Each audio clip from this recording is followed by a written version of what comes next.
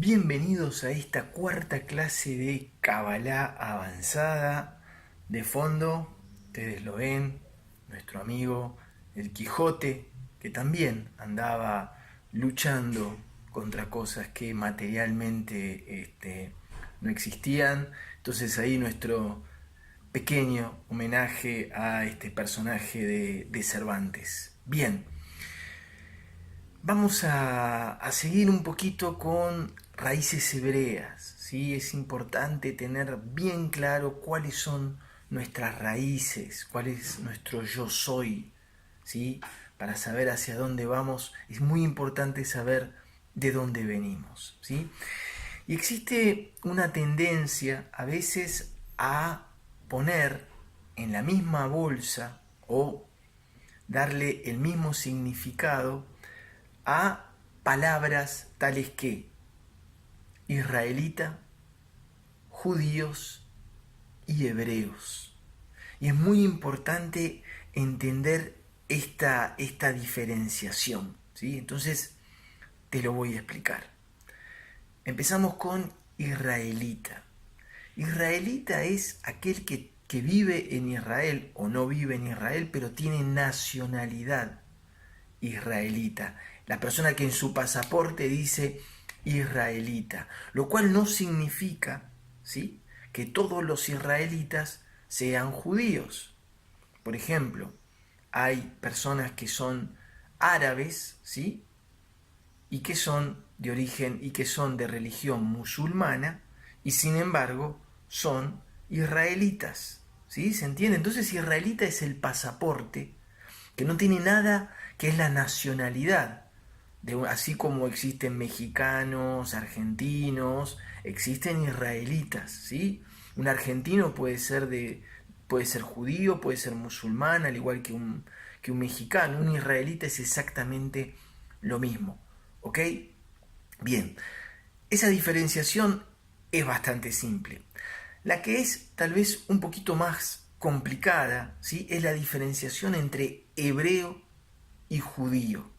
Y vamos a tratar de comprenderla. Ok, como habíamos visto en la clase anterior, ¿sí?, hebreo, ¿sí?, el primer hebreo que aparece con el nombre hebreo es Abraham. Abraham, que es, dijimos, reconocido, ¿sí?, por las tres religiones monoteístas más importantes: judíos, cristianos y musulmanes. Entonces, si Abraham habíamos dicho que era hebreo, habíamos dicho que, de alguna manera, estas tres religiones tienen el mismo tronco en común, ¿sí?, que es una persona hebrea. Por eso decimos que es ridículo pelearse entre hermanos o entre familiares, porque existe un mismo ancestro en común. Otra tendencia, ¿sí?, que hay es la siguiente. Cuando la palabra judío, ¿sí?, no aparece en la Biblia tal que la pensamos hoy en día. La palabra judío en hebreo quiere decir adorador de Yahvé, ¿sí?, o de Jehová o de Dios Jebavhei. Eso quiere decir la palabra judío. Cuando empieza a nacer, ¿sí?, el pueblo judío como tal, para eso nos tenemos que remontar al año 587 antes de Cristo. En el año 587 antes de Cristo había un emperador o un rey babilónico que se llamaba Nabucodonosor.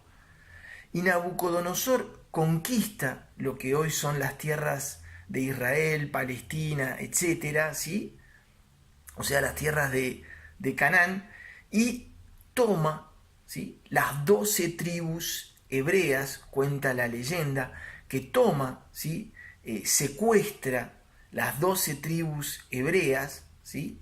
Esas 12 tribus en su conjunto formaban lo que era el pueblo hebreo. Por supuesto que también esas 12 tribus hebreas representan a la vez, ¿sí?, los 12 signos del zodíaco. Cada signo del zodíaco le corresponde una de esas tribus hebreas con determinadas características. Si tenemos tiempo después vamos a ahondar en este tema. Pero quiero que entiendas que en el año 587 a.C., Nabucodonosor, ¿sí?, se lleva con él a Babilonia, a los representantes, a la élite, a la gente más importante, ¿sí?, de estas 12 tribus hebreas. Ahí se produce lo que se llama el exilio a Babilonia.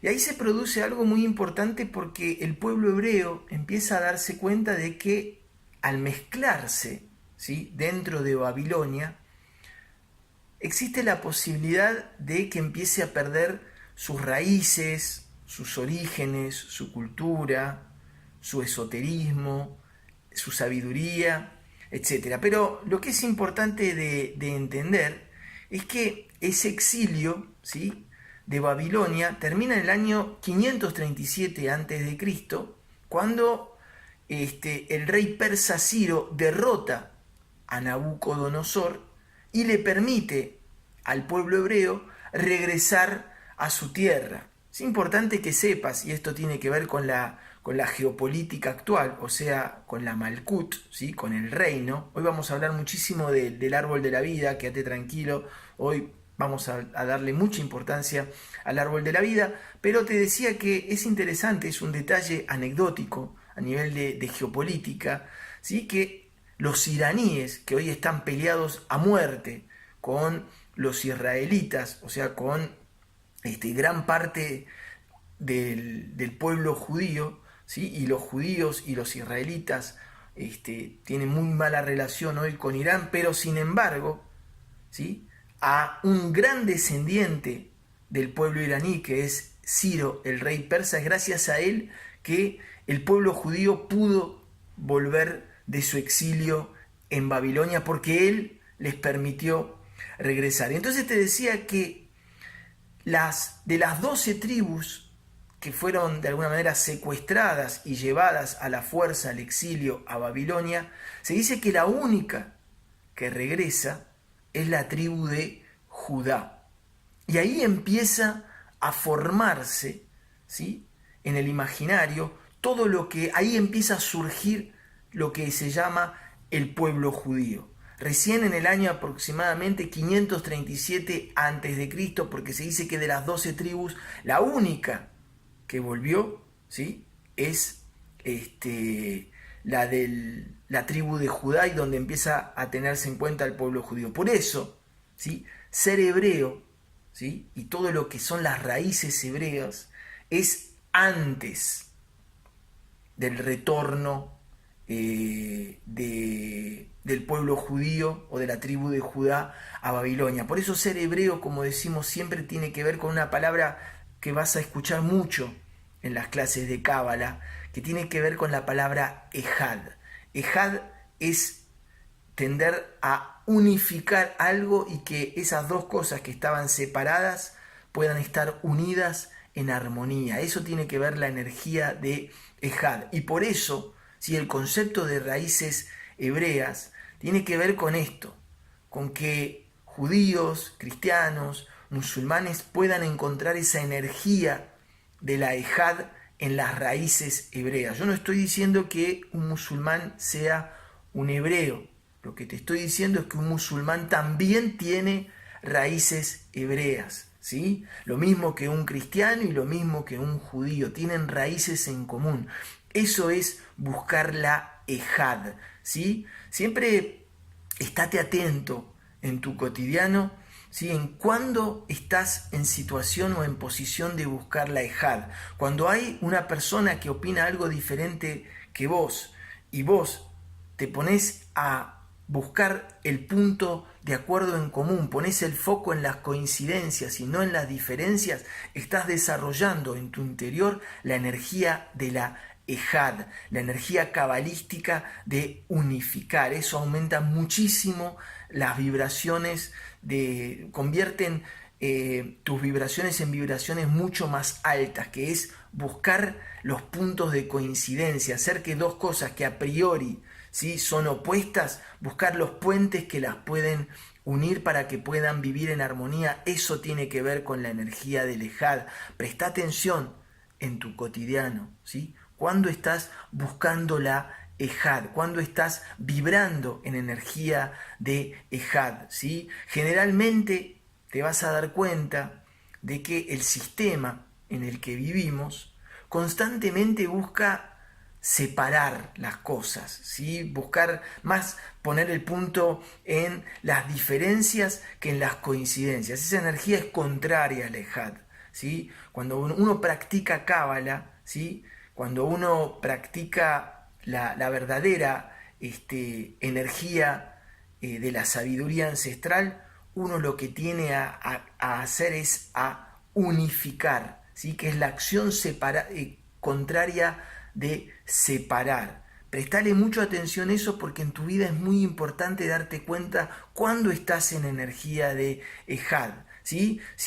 Si empezás a escuchar a algo o a ver algo y empezás a concentrarte en las diferencias y a separar, no, yo no soy igual a él, yo soy mejor que él, yo soy peor que él, yo soy más rico que él, yo soy más pobre que él, ahí lo que estás haciendo es establecer diferencias. Entonces no estás en la energía de la Ejad. Lo mismo que si decís él es bueno, él es malo, él es lindo o él es feo, cuando uno juzga, sale de esa energía de la Ejad, porque uno lo que hace es establecer jerarquías, ¿sí? Entonces la energía de la Ejad es una energía muy linda que tiene que ver con la unificación de las cosas. Ok, quería dejarte clara esta diferencia porque es una consulta que siempre hacen, que es cuál es la diferencia entre si estudio Kabbalah quiere decir que estudio una ciencia que es judía.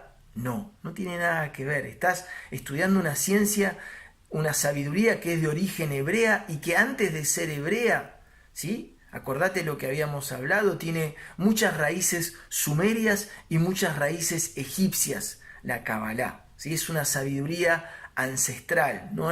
Es cierto que el pueblo judío ha estudiado mucha Kabbalah, pero no tiene nada que ver con decir que la Kabbalah es exclusivamente judía, porque esa es la Ejad, es mucho más amplio que el estudio judío. La Kabbalah es mucho más anterior al nacimiento del pueblo judío. Después es cierto que el pueblo judío se caracterizó por estudiar muchísimo Kabbalah, pero recordá, Abraham es el primer cabalista reconocido de la historia, ¿sí? Abraham era hebreo mucho antes, ¿sí? Mucho antes de la existencia como tal del pueblo judío, y esos mismos conocimientos de Kabbalah son conocimientos todavía mucho más anterior a Abraham, ¿sí? Conocimientos que están relacionados con las primeras civilizaciones y más atrás también. Ok, bien. Ahora sí vamos a hablar un poquito más de todo lo que es, vamos a empezar a adentrarnos, ¿sí? Quiero que nos adentremos en todo lo que es astrología, tarot y péndulo hebreo, ¿sí? Y fíjate, la astrología, el tarot y el péndulo hebreo, quiero que te quede claro esto, por eso me voy a acercar. Tienen muchas cosas en común, pero tienen sobre todo dos pilares fundamentales en común, que es lo que vamos a estudiar. Uno son las letras hebreas, dos es el árbol de la vida. Si uno quiere estudiar seriamente o profundamente el tarot, la astrología, el péndulo hebreo, los tres o alguno de los tres, no podés, ¿sí?, no saber lo básico de las letras hebreas y del árbol de la vida. Por eso vamos a empezar a hablar mucho de esto. Después, cuando empieces a profundizar, tal vez, o bien en el péndulo hebreo, o bien en el tarot, o bien en la astrología, te vas a dar cuenta de que estas clases de árbol de la vida y de letras hebreas van a ser un pilar fundamental para poder entender muchísimas cosas. Yo te voy a dar algunas pautas, de todas maneras, ¿ok?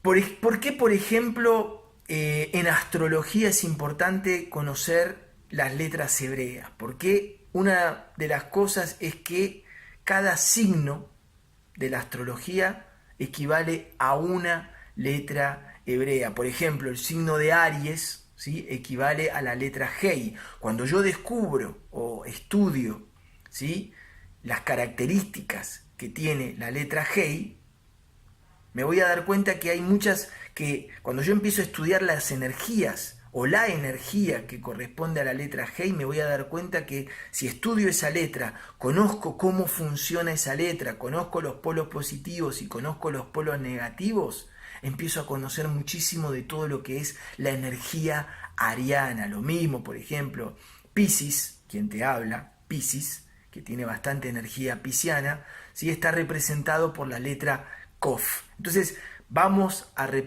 estudiar, no te preocupes, cada una de estas letras y vamos a dar la correspondencia con el signo astrológico para que vos mismo puedas entender las energías que te recorren adentro y las energías que recorren a las otras personas, ¿ok? Y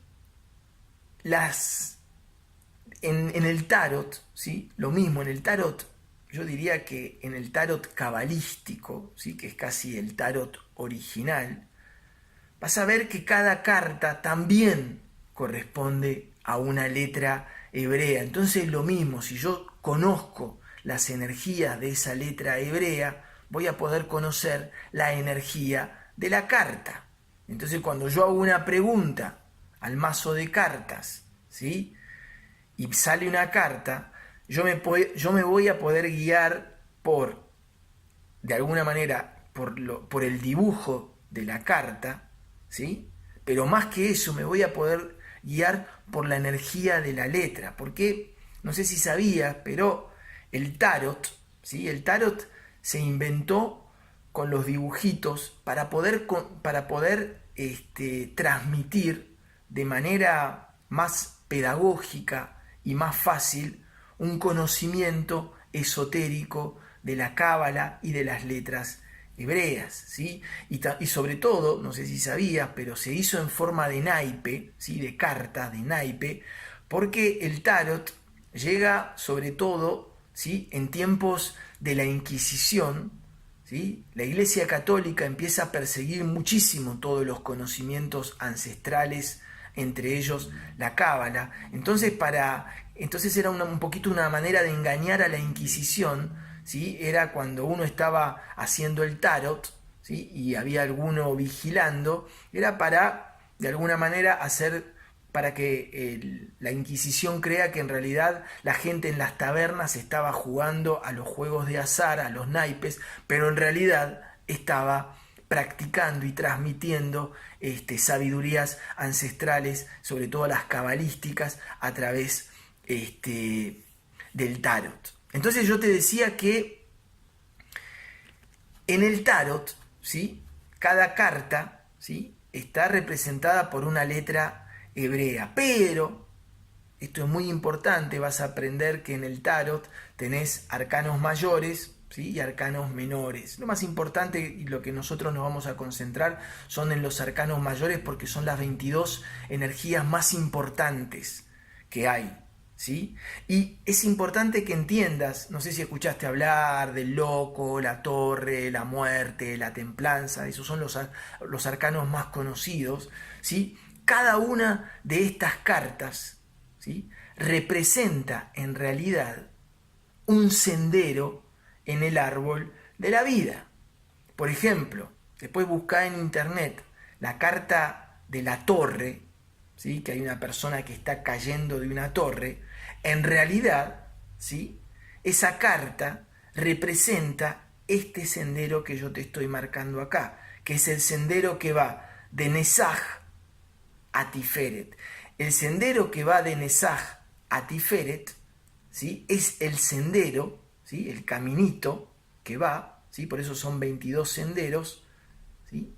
Ese sendero representa la torre. Y cada uno de estos 22 senderos, ¿sí?, que se generan entre estas bolitas que se llaman sefirot, cada uno de estos 22 senderos representa a la vez una carta y una letra.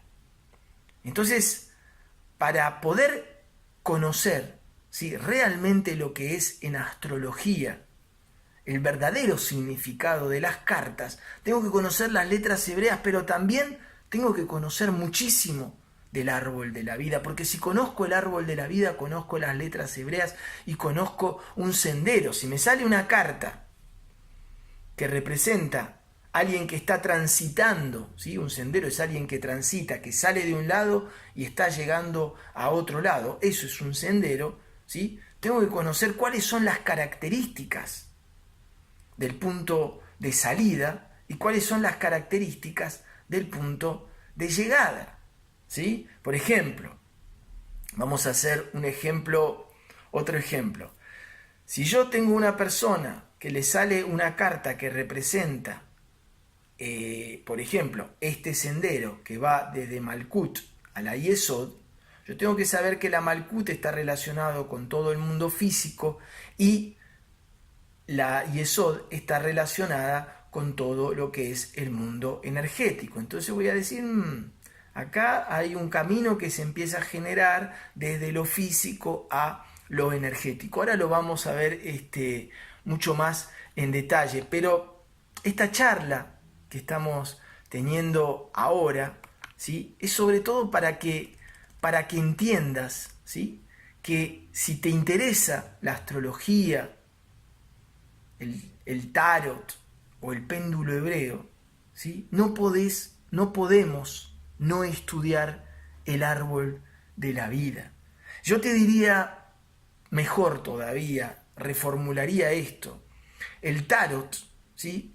Y la astrología, de alguna manera, son una forma más didáctica, ¿sí? Más pedagógica de poder comprender el significado de las letras hebreas y del árbol de la vida. Y sí, entendemos que cada una de las letras hebreas representa un sendero del árbol de la vida, directamente podemos decir que estudiando el árbol de la vida, estoy estudiando, ¿sí? Todas esas sabidurías ancestrales como son el tarot, el péndulo hebreo y la astrología, ¿sí?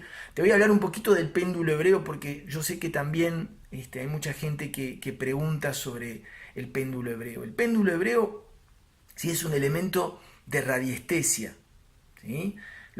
Acordate que habíamos dicho que en el péndulo hebreo lo importante sos vos, no es el péndulo hebreo. El péndulo hebreo te ayuda a focalizar y a canalizar tu energía akáshica, ¿ok? Pero en el péndulo hebreo, ¿sí? Vos haces un diagnóstico, tenés distintas maneras de establecer distintos puntos de bloqueos energéticos, ¿sí? Y después lo que vos haces para poder sanar a través del péndulo hebreo, ¿sí? Es emanar energías. Y por eso vas a ver que en el péndulo hebreo se colocan como papelitos con letras hebreas, ¿sí? Pero esas letras hebreas que te va a decir, por ejemplo, querés sanar una persona, tenés que poner la letra Mem, Hei, Shin, que significan un nombre de Dios. Pero más importante que esto, es que vos entiendas qué energía le estás mandando a esa persona, ¿sí? Tenés que saber que la Mem representa el agua, que la Hei representa la divinidad y que la Shin representa el fuego, ¿sí? Y entonces va a ser, acordate lo que decimos siempre, si vos conocés cada una de las letras, a vos te va a fortalecer la intención y la emanación que vos hagas con el péndulo va a ser mucho más poderosa, ¿ok?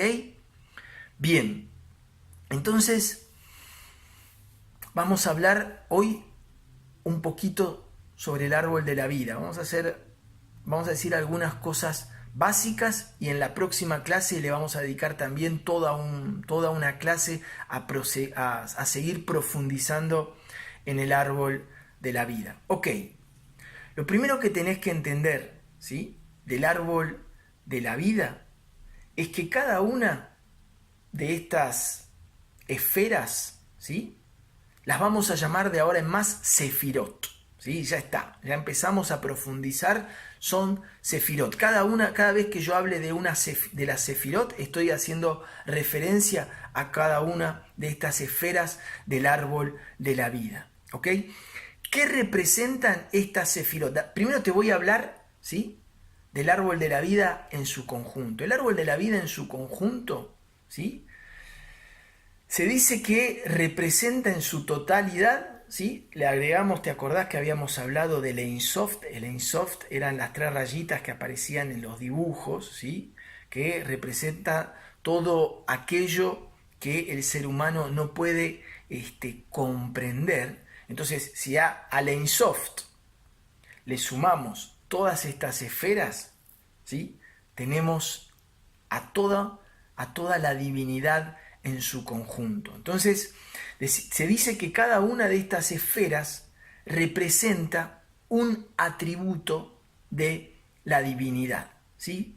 Si uno debería decir qué características o qué atributos o qué virtudes tiene la divinidad, ¿sí?, que es muy difícil de definir eso, nombrando cada una de estas esferas, ¿sí?, estamos nombrando cada uno de los atributos de la divinidad. Y entonces, si decimos, ¿sí?, que uno de nuestros objetivos, de alguna manera, es parecerse a la divinidad, si yo conozco cada uno de los atributos que tiene la divinidad, yo voy a poder saber, ¿sí?, qué es lo que yo tengo que trabajar para poder parecerme a la divinidad. También se dice que cada una de estas sefirot son como emanaciones que tiene la divinidad. Por eso muchas veces uno se queja de que no existe un mapa para poder saber cuáles son las energías que uno tiene que trabajar dentro suyo, cuáles son los atributos, cuáles son las virtudes. Acá está el mapa, ¿sí? Este mapa siempre existió y está acá. Y eso es lo que vamos a empezar a estudiar. Se dice que el árbol de la vida representa la manera, ¿sí?, en que Dios crea, el algoritmo con el cual Dios crea. Se dice también que el árbol de la vida representa la manera en que funciona absolutamente todo, ¿sí?, cómo funciona el cosmos, cómo funciona tu cerebro, cómo funciona tu cuerpo, cómo funciona el inconsciente, cómo se manifiesta una enfermedad en el mundo físico. Todo se puede explicar con el árbol de la vida. Por eso no hay una cosa, ¿sí?, no existe una cosa que vos puedas nombrar que no se sitúe dentro del árbol de la vida. Así de poderoso es.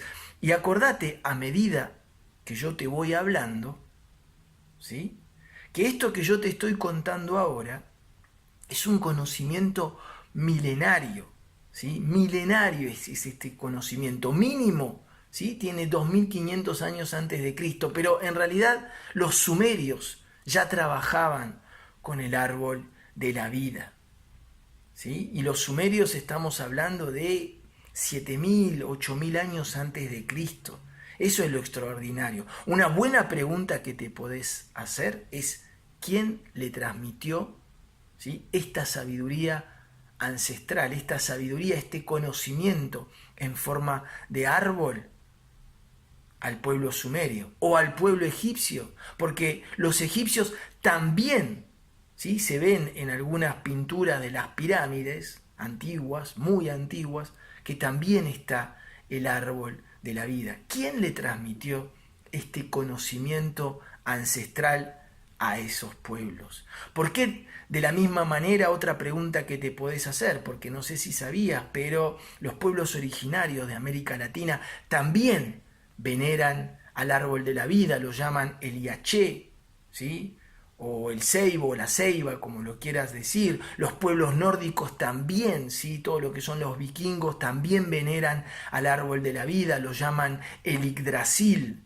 ¿sí? Siempre aparece el árbol de la vida como símbolo del conocimiento ancestral. Entonces una pregunta es: ¿por qué todos los pueblos, ¿sí?, del mundo visualizan el conocimiento de la misma manera a través de un árbol? ¿Y quién se lo transmitió a esos pueblos? Tal vez lo hablemos en otra clase. Pero ahora te quiero dar algunas nociones del árbol de la vida. Primero te quiero decir que existen, por ahí vas a buscar en internet o en distintos libros y vas a ver que hay distintas maneras de interpretar el árbol de la vida. Y como decimos siempre, existen tantas maneras de interpretar el árbol de la vida, ¿sí?, como personas hay en el mundo. El conocimiento del árbol de la vida es infinito, de verdad, es infinito. Nunca se termina de estudiar. Uno, quien les habla, lleva estudiando algunos años el árbol de la vida, y si uno ha decodificado el 0,1% de todo el conocimiento, ya es un montón, para que te des cuenta que es infinito. Hay gente, ¿sí?, que pasa toda una vida estudiando solamente una de las esferas y termina su vida y todavía no logró completar el conocimiento. Hay gente que pasa toda su vida estudiando un sendero, un arcano, ¿sí?, una letra, y trata de descifrar y no le alcanza. Fíjense, yo en esta clase te quiero mostrar la amplitud del conocimiento, ¿sí?, del árbol de la vida. Entonces es muy importante que a partir de ahora te familiarices con cada uno de los nombres de esta Sefirot, ¿sí?, cada uno de estos nombres, porque te va a servir muchísimo. Tenés que tener cada vez más claro, cuando yo te diga, por ejemplo, Keter, ¿sí?, tenés que tener bien claro que te hablo de esta Sefirot que está acá arriba, ¿ok? Si te digo, por ejemplo, Geset, ¿sí?, te las voy a nombrar para que las vayas sabiendo. Keter, Jochma, Binah, Da'at, Geset, Geburah, Tiferet, Nesaj, Jod, Yesod y Malkut, ¿sí? Son nombres en hebreo, ¿ok?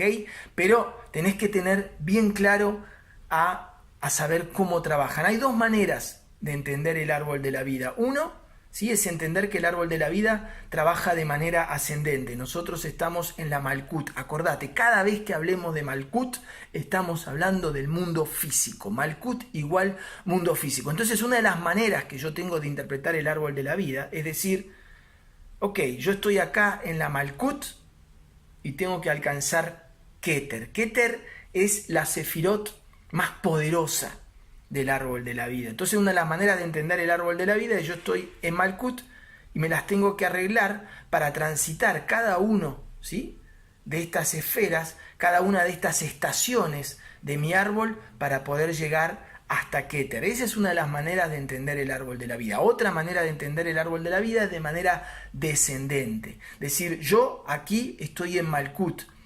En Malkut, ¿sí?, como es la última estación saliendo desde Keter, y Keter es la esfera más poderosa, más luminosa, por lo tanto, Malkut, ¿sí?, es el mundo que recibe la menor cantidad de luz. Entonces, una de las maneras que yo tengo que aprender a utilizar el árbol es cómo puedo hacer, ¿sí?, para poder recibir la mayor cantidad de luz de Keter. Por eso Kabbalah quiere decir recibir, porque se trata de, a través del árbol, aprender a recibir. Tengo que aprender a tocar estas energías para que me pueda llegar la mayor cantidad de luz. ¿Para qué quiero luz? Para sentirme bien. Y cuando yo me siento bien, el mundo es de la manera en que yo necesito que sea el mundo. ¿Sí? Ok. Te voy a empezar a decir un poquito cuáles son cada uno de estos atributos, ¿sí?, de estas emanaciones, cuáles son las características que tiene cada una de estas sefirot, y después, de todas maneras, despreocupate porque en la próxima clase nos vamos a meter de lleno, pero quiero que te empieces a familiarizar con el árbol de la vida. Acordate que te lo había explicado en la primer clase de Kabbalah avanzada, ¿sí?, de que una palabra en hebreo correspondía a una energía, ¿sí?, y que yo te voy a decir varias palabras para poder describir esa energía. Yo quiero que no te concentres en las palabras, sino trates de entender la energía, ¿ok? Vamos a empezar de manera descendente. Vamos a empezar por Keter. Keter es la más poderosa de todas, ¿sí? Keter es, fíjate estas palabras que tiene Keter, ¿sí? Representa la voluntad, la intención y el deseo. Impresionante la fuerza que tiene Keter. Después seguimos con Jochma. Jochma es la sabiduría, ¿sí? La sabiduría. Binaj, ¿sí? Tiene que ver con todo lo que es el intelecto, ¿sí? ¿Cuál es la diferencia entre la sabiduría y el intelecto o el conocimiento? ¿Sí? Prefiero hablar de intelecto, ¿sí? Es que, por ejemplo, yo puedo saber que hablar mal de una persona, yo puedo tener ese intelecto, ¿sí? Ese conocimiento integrado, ¿sí? Ese entendimiento, yo puedo saber, yo puedo tener el entendimiento, lo vamos a llamar entendimiento, Abinaj. ¿Sí? Yo puedo saber que hablar mal de alguien hace mal a mi campo energético, yo lo puedo saber eso, pero yo tal vez no tengo la sabiduría para poder practicarlo en mi cotidiano. Yo puedo saber que juzgar, ¿sí? Yo puedo tener el entendimiento que juzgar está mal, pero no tengo la sabiduría para poder aplicarlo en mi vida cotidiana. Por eso es muy importante poder trabajar, ¿sí? Tanto la sabiduría como el intelecto. Vamos a hablar mucho más de todo esto. Después acá está Da'at. Da'at es el conocimiento oculto. En realidad esta Sefirot acá en muchos árboles de la vida parece como invisible, porque se dice que este conocimiento, esta puerta, ¿sí? En el Tao, a Da'at lo llaman la puerta, fíjate cómo el Tao también recupera el árbol de la vida, y esta puerta aparece cuando uno ya trabajó todas las sefirot de abajo. Esta puerta aparece muchísimo cuando uno practica la sexualidad consciente, ¿sí? Da'at es el conocimiento oculto. Da'at significa cuando una persona ya empieza a trascender. Aquel que muerde, ¿sí? Aquel que adquiere los conocimientos de Da'at son realmente las pocas personas, son personas iluminadas en la vida, que llegan a abrazar el conocimiento de Da'at. Después tenemos Geset. Geset representa el amor, la empatía, la solidaridad, es esa energía materna. Geburá representa el rigor, la disciplina, el poder, es una energía muy masculina, ¿sí? Después tenemos Tiferet. Tiferet, ¿sí? Es la energía, ¿sí? Es más fácil entender Tiferet habiendo entendido las 4 que rodean Tiferet. ¿Sí? Acá dijimos que teníamos el amor, la empatía, acá tenemos la disciplina, la fuerza, acá tenemos Nesaj. Nesaj representa la victoria sobre el ego, la humildad, la resistencia a querer hacer lo que mis pulsiones animales me llaman a hacer. Aquí tenemos Hod. Hod es la autoestima, ¿sí? El ego, el sentirse capaz y con fuerza de hacer cosas. Acá tenemos la Yesod. En la Yesod está todo lo que es lo que conocemos como magia, como éter, los registros akáshicos, el reiki, todo eso vive en este mundo, en la Yesod. Y finalmente aquí tenemos todo lo que es Malkut, ¿sí? El mundo físico. Es importante que te aprendas de memoria, ¿sí? Y que lo integres en vos, ¿sí? Como las tablas de multiplicar, tenés que saber más o menos a qué corresponden las energías de cada sefirot.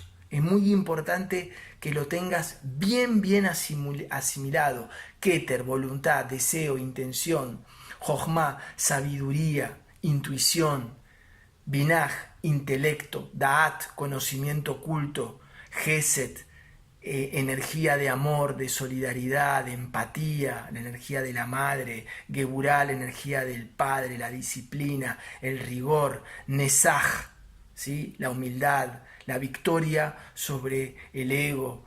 Hod, el ego, la autoestima. Yesod, el akasha, ¿sí? Acá está la energía akáshica. Y Malkut, el reino, el mundo físico. Te tenés que aprender todo esto de memoria, porque una vez que ya lo tenés asimilado, vas a poder entender muchísimas cosas de tarot, de astrología, de letras hebreas, ¿sí? Ahora entendés, ¿sí?, que cada una de las letras hebreas o de las cartas del tarot representa un sendero, ¿sí?, un camino entre, entre dos energías madres. Estas las llaman las energías de la creación y cada uno de los senderos también son energías de la creación. ¿Ok? La clase que viene vamos a trabajar muchísimo sobre el árbol de la vida y vas a entender de que el árbol de la vida es un mapa para hacer las cosas de manera equilibrada. Puede ser un mapa para ser buen padre, buena pareja, un mapa para ser un buen líder en la vida. Si vos trabajás de manera equilibrada cada una de estas sefirot y aprendés a caminar por el pilar del medio, también vamos a hablar del pilar del medio, vas a ver que todo resulta mucho más fácil. Cuando tengas una duda, siempre vas a tener que buscar tu propio pilar del medio, ¿sí? Lo que en el Tao se llama el camino del medio. Todo eso lo vamos a seguir viendo en la próxima clase. Espero que esta clase te haya gustado. Te digo hasta el próximo encuentro de Kabbalah Avanzada. Como siempre agradezco muchísimo tu aporte, que nos ayuda muchísimo a proseguir con estas clases, ¿sí? Siempre acordate de que hacemos un intercambio, ¿sí? De que siempre es importante de que las cosas fluyan y que haya un intercambio por lo que recibís y por lo que das. Eso tiene que ver siempre con una palabra en hebreo que se llama Natán. Natán se escribe N-A-T-A-N, ¿sí? Porque se escribe de la misma manera. Natán se lee de derecha o de izquierda, ¿sí? De derecha a izquierda y de izquierda a derecha se lee de la misma manera, porque Natán quiere decir dar y recibir a la vez. Por eso yo siempre agradezco y pongo el énfasis en este intercambio y en tu aporte, que nos ayuda muchísimo. Cualquier comentario, cualquier duda que tengas, sabes que estamos a la orden, no tenés más que escribirnos o comentarnos y nosotros respondemos de inmediato. Muchísimas gracias y te digo hasta la próxima clase.